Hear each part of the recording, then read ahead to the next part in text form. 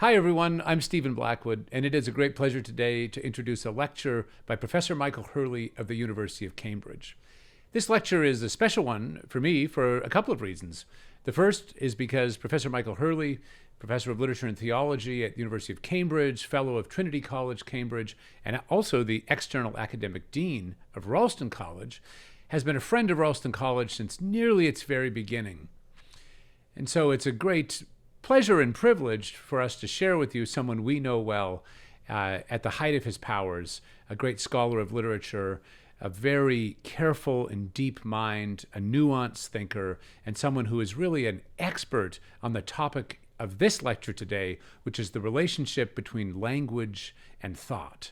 In the context of the work of three of the Victorian era's great thinkers, those are Walter Pater, John Henry Newman, and the poet Gerard Manley Hopkins.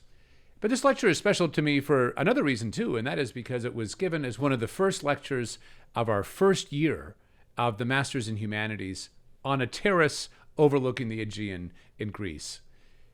In fact, it's my hope that in this audio-only lecture, the absence of the one sense, that is to say, the visual one, will sharpen your appreciation for the audio acoustic, which would be appropriate indeed given the topic of this lecture.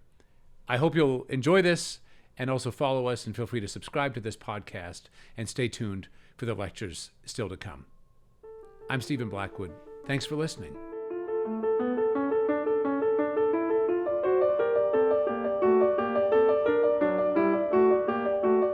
So the seminars we've had so far, we've had 2 a week since we've come here. We've tried to think about philosophy and theology, big questions, but not in the abstract, but try to think, how can we thread the needle of particularity? How can we make sense of things which are in one sense perennial? They roll through different cultures, through different times and so on. But on the other hand, have a particular inflection in their cultural historical moment. And that's important, not because we just want to do justice to the historical moment, but paradoxically, we can only understand the universal in terms of the particular. In the same way we can only understand the infinite in terms of finite. So we're going to address a big theme, a big question today, perhaps the biggest question. It's a familiar one. We've come across it already in Plato's cave when we went for our visit, not Plato's cave. We spoke about Plato's cave in that other cave known as Pythagoras' cave. And Pythagoras was described by Professor Headley as the primordial anti-empiricist, if you remember. And what he meant by that was that one of the things that Pythagoras does is to insist that the world is not, it doesn't begin and end with what we think about it. So in the simple case of number, 2 + 2 is 4, whether we like it or not. And a whole set of things flow from that. Now, the students will have visited Patmos, where St. John has his vision of the book of Revelation. And St. John, of course, the beginning of the Gospel of St. John, in the beginning was the Word. The idea of the logos in Greek connects with what Pythagoras was doing, insofar as we have a sense of something outside ourselves, a reality and objectivity to which we make ourselves, in some sense, accountable. So we're going to think about the logos today, this one big idea, but not in the abstract, not thinking, going down, let's say, the rabbit hole of Heraclitus, interesting as that might be, or the rabbit hole of the sophists, interesting that might be. We're going to think about 3 exemplary texts, 3 texts which on their own terms are extraordinary in terms of what they show can be done with language in respect of thought, but also triangulating them, thinking about what this means for the logos, for this big overarching question. So we come down from our 60,000-foot thinking about the logos into the moment where these texts occur. All of the people, these 3 people, they all knew each other and they admired each other, and yet they have these interestingly divergent views which will help us. So we're landing in the 19th century, in the middle of the 19th century, middle to the end of the 19th century. If you remember, Professor Headley spoke to us about Romanticism, about the unruly Hellenic energy, positive Hellenic. I've just seen one of the Greek teachers. I said unruly Hellenic energy. She gave me a look. You can guess which teacher that was. The unruly, in a positive way, Hellenic energy, which was a necessary corrective to a certain kind of costive, Roman-inspired Augustan age. So this was a kind of corrective of the imagination. As you move through the 19th century, or we are going to be landing today, we get to the moment of our modernity. We get to the moment where we can just overhear ourselves. If we go back hundreds of years, the idea of perennial philosophy is that we're still troubled by the same things again and again. But where we're landing tonight, we are in earshot of our own experience. So this is a moment where the modernist poet David Jones, he's looking back and he says that something happens in this moment. He says a Rubicon is crossed. And he says it's as unfathomable or invisible as the 57th parallel, but as definitive as the Styx. And what he's identifying is the denial of the Logos. I'll explain what I mean by that, and we'll feed it into the text we're thinking about. I'll just say one other thing by way of cultural, historical, intellectual context. So it's often the case that at any particular moment, an inflection moment or a moment of unrest or a shift, there's a work of art that captures it like a snapshot, like a candid camera.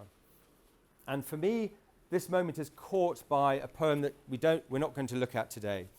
A poem by Matthew Arnold called Dover Beach. And many of you might know that poem. In it, he's on his honeymoon, and he comes to the end of England, to Dover Beach, and he's looking across to France. And he's meditating on the sea, and this should be a kind of romantic moment for him. And then he has this overwhelming sense that things are not right.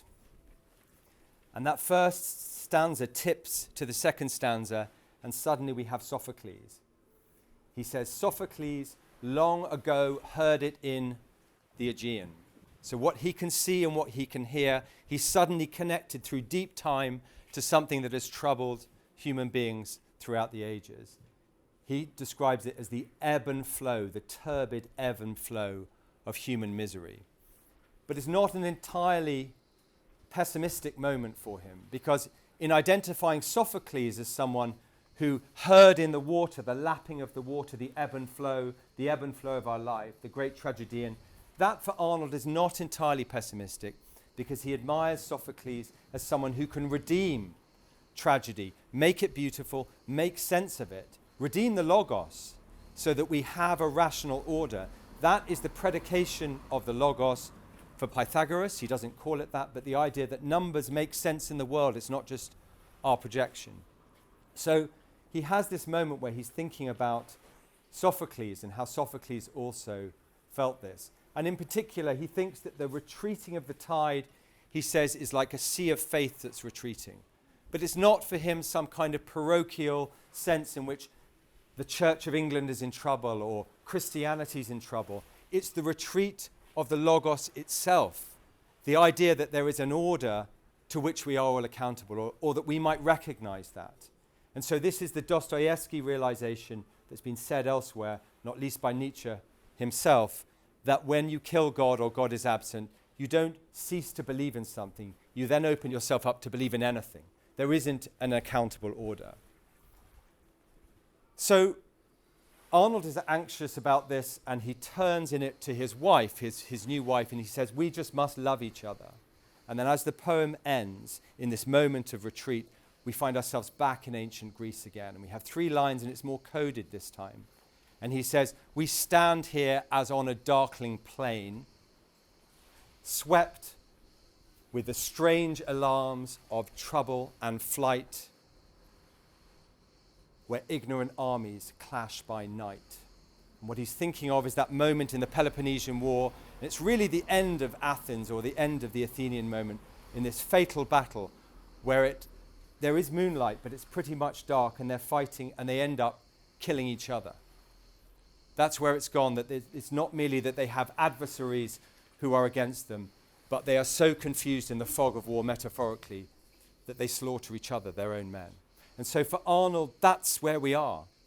We're at the end of the 19th century, and things have got so bad that we are liable to, if we're not already, to metaphorically or otherwise kill each other. So this is the moment of our modernity that we can just about overhear. Okay, so in this moment, a man called John Henry Newman decides to found a new university. You can perhaps see parallels and where I'm going with this. He decides to found a new university partly out of necessity. So he is the star of Oxford, and then he changes his religious affiliation, and they say, no, you must go. And in founding the new university, Newman says, we're not going to repeat the same perversity and the same parochialism that we experience in Oxford by having a university that, in his case, is Catholic rather than Anglican. That would be to repeat the mistake. But rather that we would think about what a university is, that it is universal. And so it's not enthralled to a Christian culture straightforwardly, or Jewish culture, or an Islamic culture, but it is universal, with one caveat, which is that we are subject to the sovereignty of truth, the Logos. And so this book becomes and remains the locus classicus for defense of universities, because it doesn't get itself caught in the weeds, but repairs to the principle. What should a university be? It should be open to all ideas, but with the caveat that there is some kind of truth. 2 + 2 does equal 4. And within that context, all ideas are welcome and that we can dialectically work through. So if you turn to your handout, you'll see the very first quotation. This is embedded in the text. He says, what does the Logos mean? Now, of course, the Logos doesn't just mean word. When the beginning of John's Gospel is translated into Latin, the Latin translators knock up against verbum the word. It's too literal. It has a much more capacious meaning in Greek. But specifically, what it means for Newman in this context is to think that there is something called reason, something that's knowable out there. Pythagoras' numbers, knowledge of something, and then there is a mediation of that thing. In our case, language, written or oral, and that the Logos finds a kind of communion between those two things. So he says it stands both for reason and for speech, and it's difficult to say which it means more properly. It means both at once. Why? Because really they cannot be divided, because they are in a true sense one. Now, Newman is often regarded as a master of style. This is endlessly said about him. And it's said about him by his admirers and people who don't like him, because those who don't like him want to press him towards the idea of he's a sophist. He's a master of style and therefore can make you think things are true which are not true. But he insists on this double sense of these things. To be a master of style, he said, is to be master of the twofold Logos, not one side of it. Both, the thought and the word, distinct but inseparable from each other. And you see that last bullet point there in that section. He has this wonderful construction which trips over itself prepositionally. He says, style is a thinking out into language. What does that mean? If you think about like a Moebius strip or something like that, that you have to go in and out. It's so embroiled, it's so tessellated, so imbricated that you can't separate them. Thought and speech somehow working together. So we're going to come to 3, as I say, consummate passages. 2 passages of prose, 1 of poetry, and think about this doubleness. How does this actually work? And what does this tell us, if anything, about the Logos, about the idea that there is something that is knowable in the first place? Just before we get to those passages, I just want to press home this question of the two-sided Logos and what it means. So in Writerly Practice, you see I've written here, we have a little note from Newman in a letter. Now, Newman is known, as I say, as this master of style, particularly a master of elegance. But to get there, to think out into language is not something you can just do easily. You have to work at it. And in particular, the work for Newman is not merely that you have something to say and you just want to find the right words to say that thing. He doesn't think that's what's going on. He thinks that you have something to say, some imaginative, intuitive impetus, and then you engage with language, and through that engagement, you find out what you want to say. And in fact, you might have some surprises along the way as well. that the twofold logos, it's not you have a fully formed pre-verbal thought and you get there. And so this is just one example of many from Newman's letter where he's trying to say something very deep. He's writing, this is a letter in respect of a book he writes that takes him 20 years to write. He restarts it from scratch 19 times and says, I think it's going to kill me. This is just one letter. I write again. I write a third time in the course of 6 months. Then I take up the third. I literally fill the paper with corrections so that another person could not read it. I then write it out fair for the printer. I put it by, I take it up, I begin to correct again. It will not do. Alterations multiply, pages are rewritten. Little lines sneak in and crawl about. The whole page is disfigured. I write again. I cannot count how many times this process is repeated. So the commitment to the logos is a commitment which means that you can't just have reason and then just translate it like a kind of Google Translate into language, but it's related in some deep way. The way that we articulate ourselves is related in a non-fungible way. So you can't just say, well, that's your thought. We can just put it in those words, can't we? When you start to do that, you lose the precision of the thought. You lose the particular quiddity, the singularity of the thing itself. So just to put it in perspective, William Blake, the great romantic poet, mystic poet, who in fact had a lot of wonderful watercolors of the book of Revelation and so on, great mystic, but he said again and again to whoever would listen, he says that the stakes lie on the minute particulars. You can't just move it about. You have to think, and this obtains for philosophy, it obtains for theology, and it obtains for literature and their interconnections. Okay, so just one more quick point on this. This is W.B. Yeats below him writing to a young woman who would like to be in his Oxford Book of Verse that he's anthologizing. And he entertains her for a bit, and then he's just frustrated with her vanity and the fact that she's a pretty poor poet. And he writes to her, he loses his temper. He humors her a bit because she's quite good looking. She's in her 20s and an actress. He's in his 70s by this point. But anyway, the flattery of old men. He then says, he writes to her, you do not work on your technique. You take the easiest course, leave out the rhymes or choose the most hackneyed rhymes because, damn you, you are lazy. When your technique is sloppy, your matter grows second-hand. If you remember in the other seminar, we spoke about cliché being the enemy of saying what you mean to say. Your matter has to be first-hand. It has to be singular. And then this wonderful image. There is no difficulty to force you under the surface. Difficulty is our plow. So we have the symmetry that to say the thing you want to say, you have to think out into language. And then the writer needs to create the conditions that when you read, you think out into language. If it's too easy, if you have a Hallmark card, roses are red, violets are blue, you don't think. You need some kind of resistance that's going to drive you under the surface so you can perform that process itself. Okay, so that's the side of the logos around the commitment to the word. What about the idea of reason itself? So here there's a quotation from G.K. Chesterton, which I give on its own terms, but also because of who quotes it. And I'll come to this in a moment. William James quotes this. But let's have the quotation first. He says, but there are some people, nevertheless, and I am one of them, who think that the most practical important thing about a man is still his view of the universe. We think that for a landlady considering a lodger, it is important to know his income, but still more important to know his philosophy. We think that for a general about to fight an enemy, it is important to know the enemy's numbers, but still more important to know the enemy's philosophy. We think the question is not whether the theory of the cosmos affects matters, but whether in the long run anything else affects them.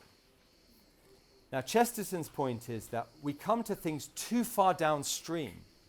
When you have a dispute about politics or about pronouns or about economics or about the vaccine or COVID or anything like that, Chesterton's point is that you think you're disputing something right here, but actually, all the way down here, all the way upstream, there's a metaphysical difference between you. And so if you really want to solve the problem down here, you need to say, what do you think about life?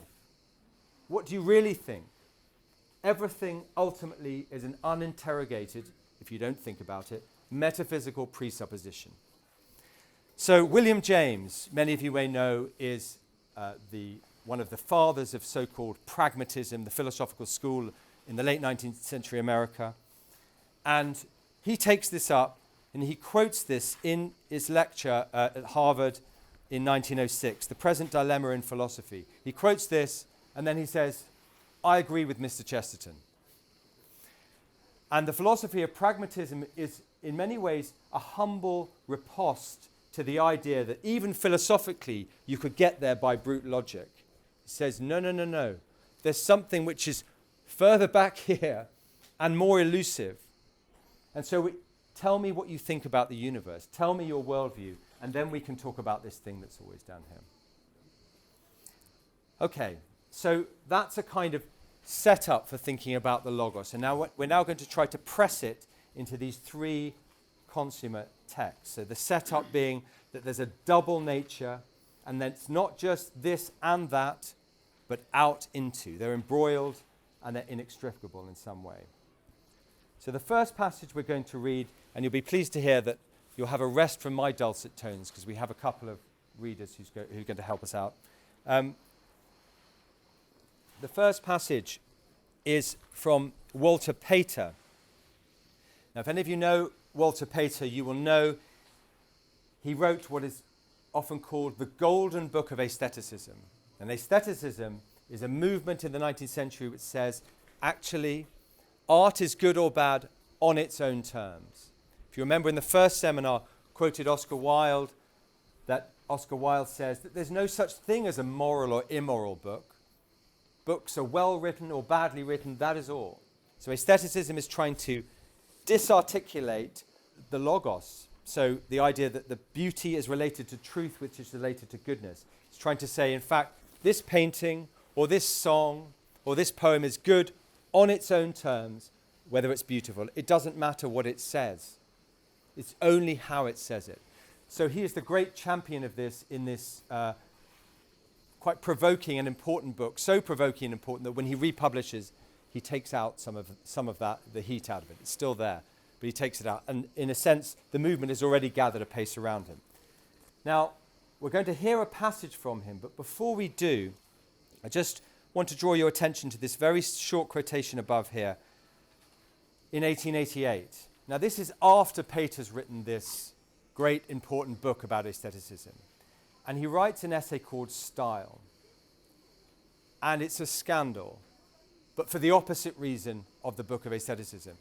The people who were so enthralled and excited by the idea that art can say what it wants. There's nothing moral or immoral. This is all a construct. We can just make it beautiful and that's okay. We're scandalized by what he does in 1888. And people have been scandalized since, so that critics say, we see in this essay a failure of nerve. Ultimately, Pater couldn't hack the heat, because what's happening at this point, not too long after this, Oscar Wilde is in prison for homosexuality. People start to be cancelled. It starts to be quite a censorious moment. So there's a moment where, in this essay, Pater rehearses the ways in which aesthetically something can be great, and then right at the end, he says, good art, but not necessarily great art. And then this last paragraph he says, because great art has to be true. Harold Bloom and these great influential critics of the 20th century find this embarrassing. They say, what a failure of nerve. He couldn't ultimately convert. He couldn't prosecute his own thesis. He's rowed back at this point. Tonight we're going to have a think about whether we believe this to be true in respect of a passage which is not only the centerpiece of this golden book of the Renaissance, but it's the centerpiece of, it's the high watermark of Pater's writing in general. And I'll just attune you to a couple of things to think about. We're not going to analyze this in detail because we're going to move from this passage to another one to another one. I'll just give you a few priming remarks. The first remark is this, that when Yeats does offer his anthology of 1936, when he's told Margot Collis, damn you, you are lazy, go back and work on your craft. When he does, the very first poem he publishes in that anthology, if you look at it, is not a poem at all. It's this passage. And he's making a polemical statement saying, this is poetry. He lineates it. He takes certain clauses and he breaks them off and so on, makes it into free verse. But he's saying that we have something here which is unlike anything we've seen in prose before. So what you might want to look out for, it's celebrated. We have a Greek word coming up, and I can take the non-verbal cue about whether I've got this right or wrong. But certainly as we come through the 19th century, the Greek words are often Latinized and they come into rhetoric. The attention to this passage in terms of melos, in terms of music, the music of the passage, and that's what Yeats is tuning into, the rhythms. But many people have noticed, well, if this is a passage just of melos, just pure music, art for art's sake, what about the passage's opsis? What about the fact that it's a highly visual piece and it's about a painting? And just by sheer serendipity, I found out a few moments ago, this is about the Mona Lisa, this piece. And a few moments ago, I found out that in the modern Greek class, just before you came here, you were asked to describe the Mona Lisa in modern Greek. So you can compare and contrast and see how you did. But what you want to think about in particular, has Pater, in standing before the Mona Lisa and offering this account, is this an account of sheer subjectivity? Is it an account which is denying the logos and saying, as Pater does say on one occasion, the only point of appreciation in art is to say, what does this mean to me? Is that what we have here? Or is it a passage which somehow opens up to the possibility of the logos, maybe via archetype, maybe via other kinds of suggestion? I won't say any more. I'll just hand over to our reader. The presence that rose thus so strangely beside the waters is expressive of what in the ways of 1,000 years men had come to desire. Hers is the head upon which all the ends of the world are come. The eyelids are a little weary. It is a beauty wrought out from within upon the flesh, the deposit, little cell by cell, of strange thoughts and fantastic reveries and exquisite passions. Set it for a moment beside one of those white Greek goddesses or beautiful women of antiquity, and how would they be troubled by this beauty, into which the soul, with all its melodies, has passed? All the thoughts and experience of the world have etched and molded there, in that which they have of power to refine and make expressive the outward form. The animalism of Greece, the lust of Rome, the mysticism of the Middle Age with its spiritual ambition and imaginative loves, the return of the pagan world, the sins of the Borgias. She is older than the rocks among which she sits. Like the vampire, she has been dead many times and learned the secrets of the grave, and has been a diver in deep seas and keeps their fallen day about her, and trafficked for strange webs with Eastern merchants. And as Leda was the mother of Helen of Troy, and as St. Anne the mother of Mary, and all this has been to her but as the sound of lyres and flutes, and lives only in the delicacy with which it has molded the changing lineaments and tinged the eyelids and the hands. The fancy of perpetual life, sweeping together 10,000 experiences, is an old one. And modern philosophy has conceived the idea of humanity as wrought upon by and summing up in itself all modes of thought and life. Certainly Lady Lisa might stand as the embodiment of the old fancy, the symbol of the modern idea. Now, clearly there's a lot in there, and we're going to come back to it, but I don't want to stop now. We've gained a certain kind of momentum. We're going to have the two other passages in play, but I would just invite you just for a moment just to think a little bit before we move on about what is going on in this piece. This is what kind of art criticism or appreciation is this? There's no mention of brushstroke or composition or colour. There's nothing. Is this sheer subjectivity, Or is there some other universality which is presupposed here? Is it a denial of the logos? This is in the center of the golden book of aestheticism. Is that what's going on? Or is in fact there something in Pater that ripens in 1888 to a denial which is an authentic denial of what's always been there? In other words, that he doesn't believe it himself. He doesn't believe it himself because he's standing in front of the most famous painting in the world, and he sees something, and it's real, and it's not about brushstroke, and it's not just a matter of opinion. We'll come back to this passage. If you just turn over, we're going to have another passage which provokes the same question but in a rather different way. Now, this passage is from Newman himself, Newman of the What is Logos? Thinking Out into Language. I'd invite you, just as this passage is going to be read, to think of a few things.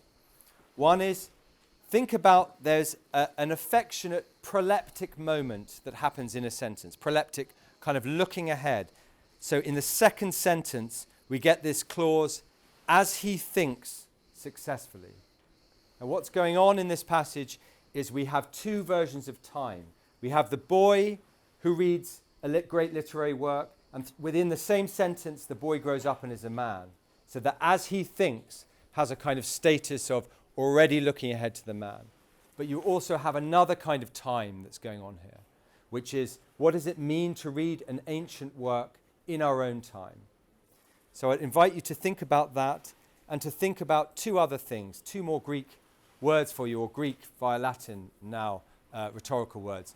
The idea of parataxis, so that the clauses and the phrases sit beside each other, but without a subordination. They just tumble and roll. And then hypotaxis, which is where you get a sentence where the clauses and the phrases are subordinate to each other in some way. The difference between those is that if you have a hypertactic sentence, entirely hypertactic, you know where you're going and everything is in order. A paratactic sentence has certain kinds of logical gap between them. It's nice to see you today, comma, what a beautiful sun, or whatever it might be. Those two things don't link. It's nice to see you today because the sun is so beautiful. That's hypertactic, it links them together. So think about those, and one other thing, think about the triumph of the so-called periodic sentence. So Newman, the great writer in English, says, I had one master and that was Cicero. The periodic sentence is a sentence that begins and you can't process it as you go along because you're waiting to get to the end of the sentence to know what's going on.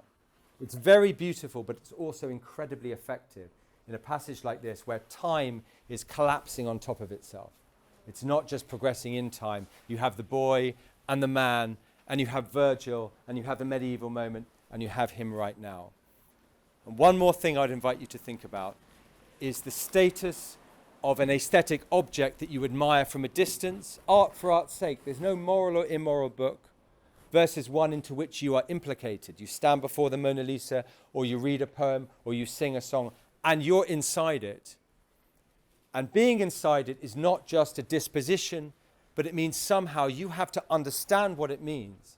So when I teach, for example, especially younger students who are 18 or 19, and some of them have never lost anyone they love. No one they know has ever been in hospital in intensive care. No one has ever really hurt them. And then some literature leaves them cold because they can just see it as an object. And this is what this passage is at least partly about. Over to you. How differently young and old are affected by the words of some classic author. Passages which to a boy are but rhetorical commonplaces, neither better nor worse than 100 others which any clever writer might supply, which he gets by heart and thinks very fine, and imitates, as he thinks, successfully, in his own flowing versification, at length come home to him, when long years have passed and he has had experience of life, and pierce him, as if he had never before known them, with their sad earnestness and vivid exactness. Then he comes to understand how it is that lines, the birth of some chance morning or evening at an Ionian festival, or among the Sabine hills, have lasted generation after generation, for thousands of years with a power over the mind and a charm which the current literature of his own day, with all its obvious advantages, is utterly unable to rival.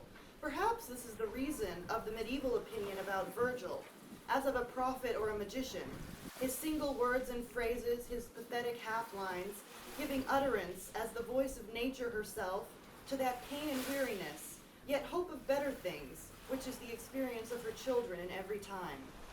The experience of her children in every time.